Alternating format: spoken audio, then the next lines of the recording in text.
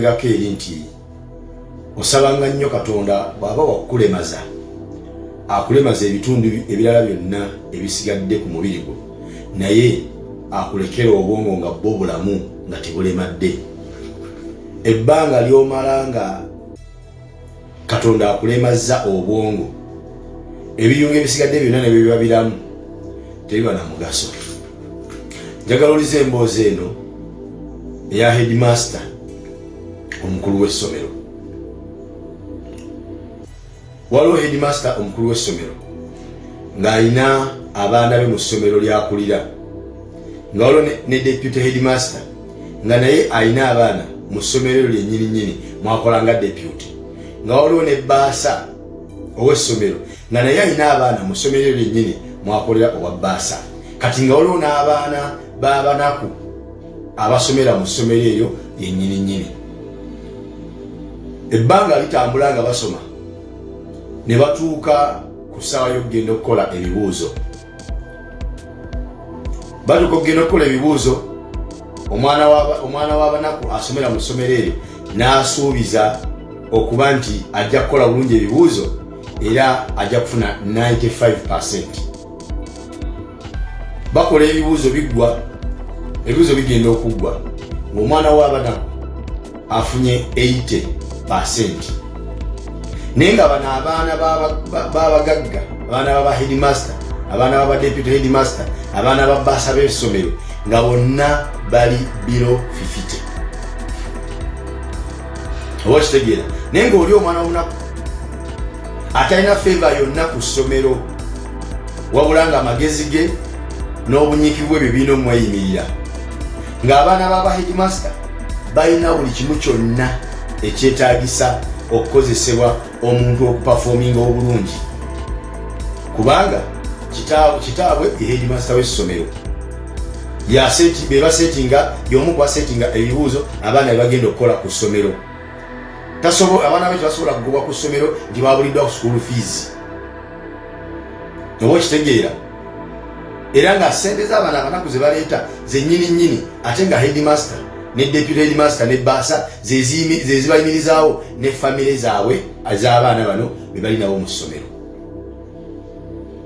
Kugamba ngulabira ddala nti emikisa gy'abaana ba headmaster, abaana ba deputy headmaster n'abaana ba baasa w'essomero okubeera nti baperforminga bulungi mu kilaasi, okubeera nti baperforminga bulungi mu exams giri waggulu nnyo okusinga egy'ono omwana w'omunaku, kubanga ye musajja wattu azoganyizibwa.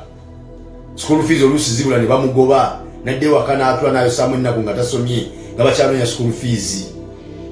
Naye nga bano bo basigadde ku ssomero nga gye bali basoma, batendinga kilaasi mu budde kubanga bali ku staff quarters ku ssomero babeera. Ono olumu olwokuba nti munaku atambuza na bigera ava wala, oluusi natuka ku ssomero leeti, naye okusoma kugenda okuggwa, omwaka kugenda okuggwako ng'omwana afunye 80%. Nga bano abaana b'abannannyini ssomero, abaana b'abakulembera essomero, abaana b'abana abakozesa ssente z'abanaku ze bawaayo nga school fees ku ssomero nga bonna bali below 50. Kati ekirwadde ky'obwongo wawe ekijjira okuba nti kibi nnyo era kikosa, ng'abantu emikono miramu, amagulu malamu, buli wamu walamu, naye ng'obwongo bwe bwalemala. Headmaster n'abaana be, deputy n'abaana be, baasa n'abaana be, bonna beegatta omulundi gutya gumu ne batandika okunenya omwana eyafunye first grade ng'afunye 80% mu exams, nti watusuubiza 95%, lwaki wafunye 80? Musiru gwe tolina amagezi, lwaki watulimbalimba, oli muyaaye nnyo, watugamba 95%, lwaki ofunye 80%? Naye nga abanenya ono bonna bali below 50. Kitegeeza nti n'okugwa bakoze bafeeriya baagudde. Headmaster balemu okutunulya bo sente ze bayonenedde mu baana baabwe empitirivu obungi. Obudde bwe bawadde abaana baabwe mu kubasomesa n'okubabbira ebigezo ne basiganga ebyo naba bibakoledde naye ne basemba ne bata performinga bulungi mu kibiina. Obulema bwabwe obw'obwongo bubalemesezza okunenya abaana baabwe abaperformings obubi nga bebaludde mu ssomero ebbanga eddene be balina favor ku buli kimu kyonna, buli emikisa gya buli kimu giri ku sayidi yaabwe naye ne baba nga bafeeriya ate ne badda mu kunenya already eyayise naye nga teyawezeza percentage eya 95 gye yabasuubiza ate nga nekyamulemesezza okuweza 95% era bano bennyini ba headmaster ne ba deputy ne babbaasa babe badde nga bamulemesa okutuukiriza ebigendererwa bye bya 95% gye yasuubiza abantu. Mu kumulemesa okusoma budde bw'okusoma bamuzza mu birala, mu kumutataganya na birala, bamuzza mu kumugoba ntwaga school fees nga tetaliiwo, bamuzza mu bano baba babbira ebibuuzo ye nga musajja watwali eri ali bize kusoma bitabo asobola performing obulungi. Naye obwongo bw'abano olwokuba nti bwalemala mwana wattu bali bize mu kunenya eyayise already nga ne baleka bafeeriya abagudde ne batayita. Ntegeeza ki?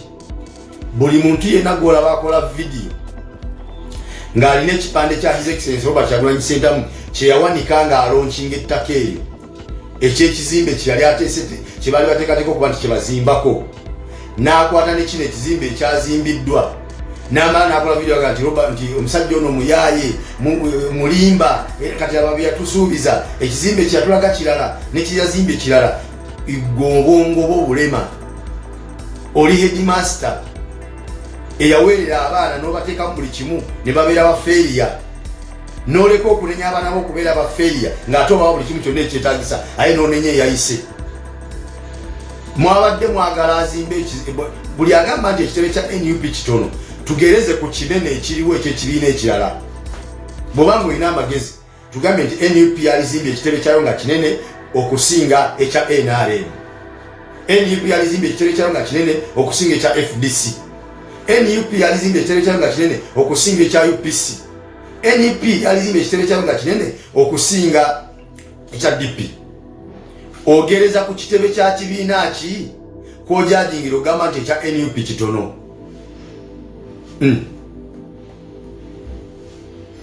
Ne wali badde ekitebe ky'ekibiina ekyakyogerezaako wali badde ogeraageranya oti ekibiina eky'emyaka 3 okuba nti kyali badde n'ekitebe nga kinene okusinga eky'ekibiina eky'emyaka 4 nga kyekiri mu gavumenti kyekirina obuyinza kyekirina buli kimu kyonna ekyetaagisa okuzimba. Awo nno w'olabira enjawulo y'omutuuze n'omugwira.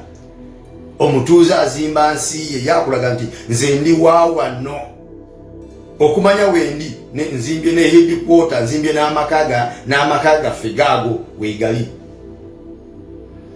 Abali Dubai kyefa batasobola kuzimba batumanyi nti visa weggwerako we masirinuwe nga nzirayo Uganda.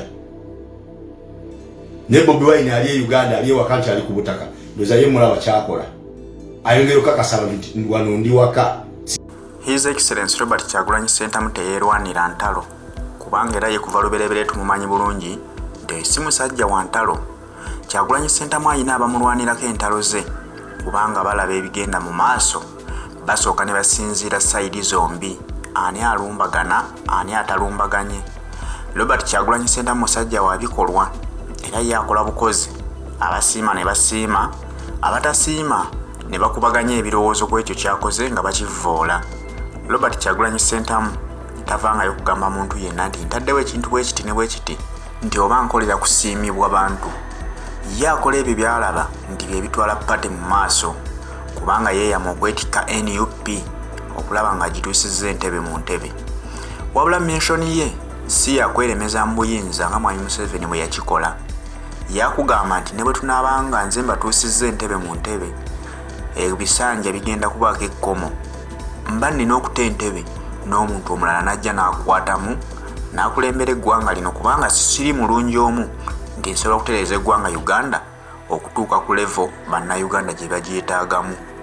Akugamba nti nnyinza okulwanako kye nnwanye naye ate wayinza okuba nga waliwo ayina obwongo obusinga ku bwange mu byenkulembera y'eggwanga.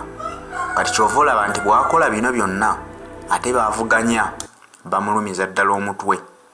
tukkiriza nti kati Bobi Wine abasajja be yali agoba olwaleero be bamugoba kubanga byakola bibasinziirako okulaba lwaki akoze kino. Naffe katuteekewo kiri tuzikize ekikye kyakoze ate era ng'ekyakikoze successfully kubanga abasajja aboogeza obutonotono be twali tutya olwaleero ate kati be batya Robert Kyagulanyi Ssentamu. Emyaka Museveni gy'afugidde eggwanga Uganda giri emyaka 38 nga bannayuganda bayita mu kubonaabona okutagambika.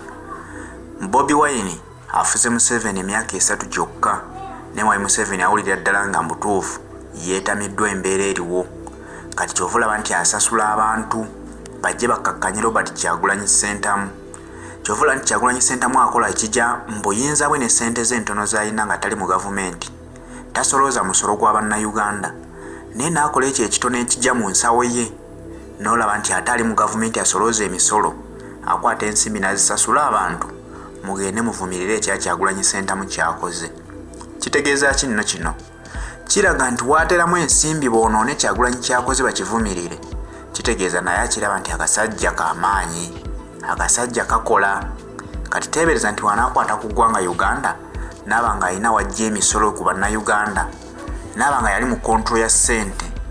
Ki ekinaamulema okutuukiriza ku bannayuganda be tuyaayaanira olunaku olwaleero? Twebuze nti ensimbi Mwai Museveni z'akozesa okugula abantu okwonoona Kyagulanyi Ssentamu byakoze. Singa zikwata n'ateeka eddagala mu malwaliro n'akwata ensimbi ze zimu zagulamu abantu okwegatta ku NRM n'akola enguudo ne zituuka ku level erabikako nti waakiri kati eggwanga Uganda lirabika nti lirina enguudo ezitegerekeka. N'akwata ensimbi zaguliramu abantu emmotoka n'abaligamba nti mbawadde n'obukuumi mugende muvuganye Robert Kyagulanyi Ssentamu musobole okwawulayawulamu abawagizi be. Ezo naye tugamba nti kazizimba amasomero abaana b'Abannayuganda basome nga tebasasulayo nsimbi naye nga basoma ku mutendera ogw'ekika ekyawaggulu. Olwaleero bw'ogenda mu gavumenti schools zirimu baana baabo bambi abateesobola ne bagamba katumale gamuteekayo tutuukirize nti omwana tatudde waka asoma. Naye tolowooza nti abaliyo basoma kuyita nti basoma kwekompeyalinga n'abo abali mu private schools. Kyovola nti kati ebigezo bwe bidda abali mu government schools baba baagudde nnyo okusinga abali mu private schools. Mwai Museveni ekyo kye kyamulema okutegeera nti singa n'atereeza ebintu ebyo n'atereeza ebyenjigiriza n'atereeza ebyamalwaliro ebyenzijanjaba n'atereeza ebyentambula n'akola ku nguudo n'ateekawo emirimu nga bannayuganda baganyulwa mu kye bakola n'akendeeza emisolo gyajja ku bannayuganda egyejjenjeera ekitalina kye gikola, bannayuganda bajja kuba tebalina nsonga lwaki bawagira Robert Kyagulanyi Ssentamu. Bajja kuba tebalina nsonga lwaki oyita mu kitundu ne bakuŋoola. Naye ekireeta ekyo lwakuba olemereddwa okukola by'oteekeddwa okukola. Si lwakuba nti bannayuganda tebasasula misolo, si lwakuba nti tolina nsimbi zibikola. Wabula menshoni eyo gye yakuleeta mu buyinza kwali kkaliza ggwanga Uganda gwe weegaggawaze n'abaakakundiko. Era ensonga lwaki okyasasula nnyo abantu bakkakkanya His Excellency Kyagulanyi Ssentamu byakola.